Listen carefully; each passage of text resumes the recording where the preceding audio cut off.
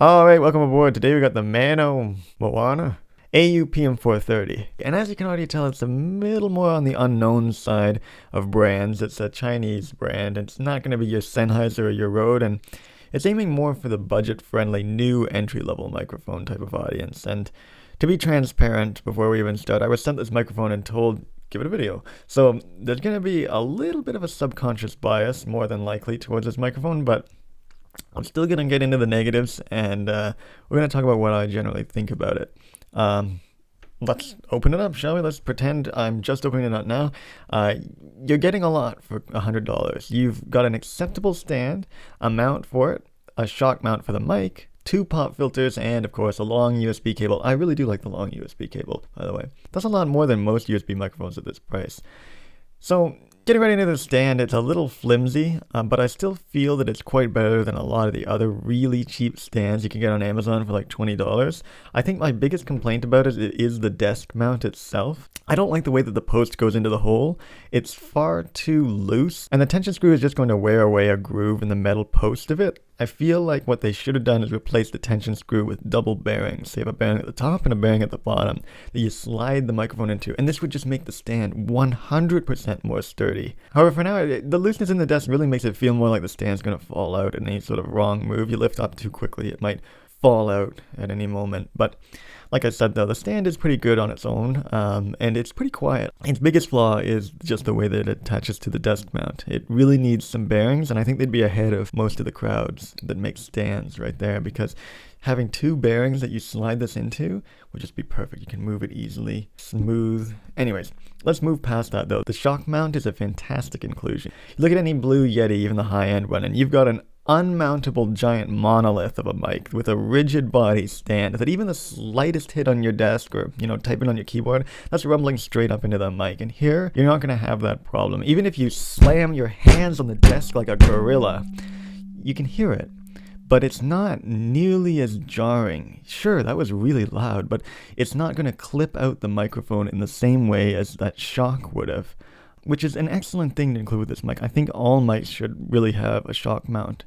The same goes with pop filters. I really like that they included 2 of them.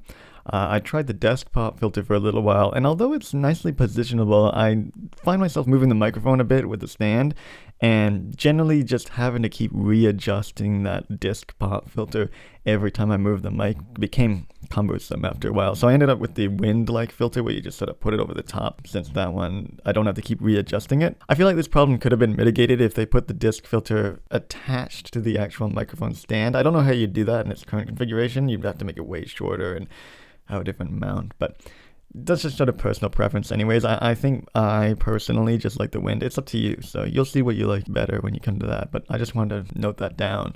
Let's try to focus on the microphone more, though. You've been hearing it all the way through this video so far, so you can kind of get your own interpretation of what you feel about it. However, I'm still going to give my 2 cents on it. First things first, when you plug it into the computer, you're going to see that it's a Realtek chipset. So it's just one of those generic chipsets that doesn't need any additional drivers, and you can just plug it straight into. I'm willing to guarantee, they say Windows and Mac, I'm willing to guarantee that you can plug it into literally anything and it'll just work.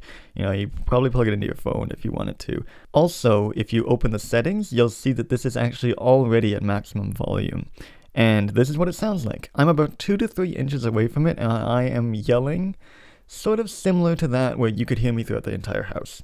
So it's not quite right in my opinion. The default gain should start at halfway, plus 0 decibels, and it should sound about like this. And then if it's a late night. I'm going to be quiet, talking a little softly, and hey guys, how's it going? It's a little soft here. I want to be able to put in more gain if I'm talking softer, because otherwise, there's no way. At this current state, I have no more room on the volume slider. This is it.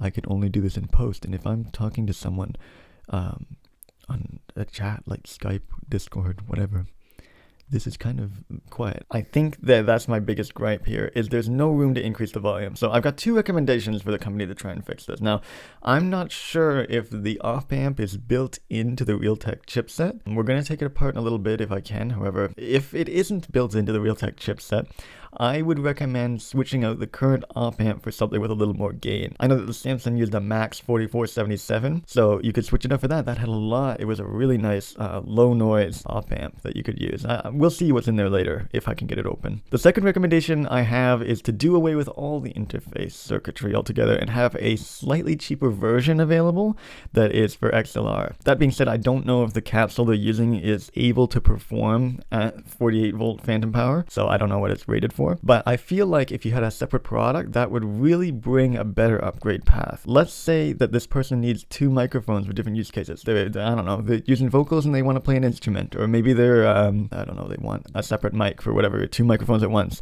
You can't do that with a USB interface. You're really tied up, and you can upgrade and get a better interface at your own cost. Sure, it costs more, but the upgrade path is there. With this, you don't really have an upgrade path. This is it. This is what you got. That being said, let's move on from the gain thing. Let's talk about how it actually sounds. Generally, I think it's pretty good overall. Definitely more on the darker or more bass heavy, I suppose you could describe it as. And they're very upfront about it. You can see it in the frequency response on the box. We've got a little extra energy, 1.7K, and a little at 7K, but the most noticeable rise occurs from 200 hertz down to 20 hertz. The bass just keeps getting louder and louder and louder all the way up there. And I really think there should be an option, especially low end, like 20 hertz. I know that we got the shock mount, but there should really be an option to have a high pass filter that will remove any of that excess rumbling that could occur in that area, especially since it's accentuated. I'm sure this could easily be done in the Realtek controller. You could just have an extra button, click it on, okay, we're in high pass mode, no more rumbling. And I'm going to do a bit of comparison here to the Rode M5, and the reason I'm going to compare it to that mic specifically is because it is neutral. So it's not really meant for vocals, the M5. It's more for instruments or recording surroundings or whatever. But it'll give you a good idea of the, air quotes, perfect reality would sound like. So I'm going to switch over to that. So here I'm speaking on the Rode. It sounds way less like I'm on an AM radio, but I kind of prefer this sound because it has more detail and just sounds a bit more like me. It's important to remember though that this mic only comes with a mount. There are no stands, no cables, just a mount, microphone, and a wind filter. Plus this microphone isn't really ideal for vocals, but I really wanted to give you a comparison to what is neutral, so to speak. Yeah, so now that you heard this, let's switch on back over to the other mic. Overall, I'd say this microphone is a fairly competent budget option, especially what you're given. Most USB microphones at this price point don't even come with the same stand or a shock mount or even pop filters. You look at the more streamer-oriented mic like the HyperX Quadcast, and you don't get a pop filter with that, and the stand is nowhere near as like robust or adjustable. And I feel like if they fix the gain issue, add a little high-pass filtering, and find a better desk mount, specifically the way you mount it to the desk, it would be a 100% recommendation for me. Even if you charge an additional $30, you go right past that $99 price point, I'd be fine with it. Because for now, it gets my thumbs up. It's fairly adequate, and you get quite a bit for the, it's $100, 100 Canadian dollars. That's pretty good, right? You get a stand, you get all of this. So overall, pretty well done, but if the manufacturer's listening, priority number 1, you gotta have more gain. You gotta be able to adjust the volume louder on this microphone. I want to be able to hear more. If I'm talking softly like this, it shouldn't be this quiet. I shouldn't have to yell. I shouldn't have to be really loud like I'm presenting to someone constantly. That shouldn't be the case. I should be able to have room for what I'm doing here. If you're just getting into it, you just want to record something, and you want it to sound pretty good, this is a great entry point, but it's not any more than it's a good start. I would say until they fix the gain, they get the low-end high-pass filter, they fix that little desk mount, then it would get my 100% recommendation, but otherwise, this is just a pretty good. I give it a recommendation for just starting out. Anyways, side note too, if you're looking for an XLR microphone, I'm going to say, because I know that's going to be a question, I'm going to say Marantz AU-PM430. But that's not in the category of USB mic. Anyways, hope you found this somewhat useful, and I'll see you next time.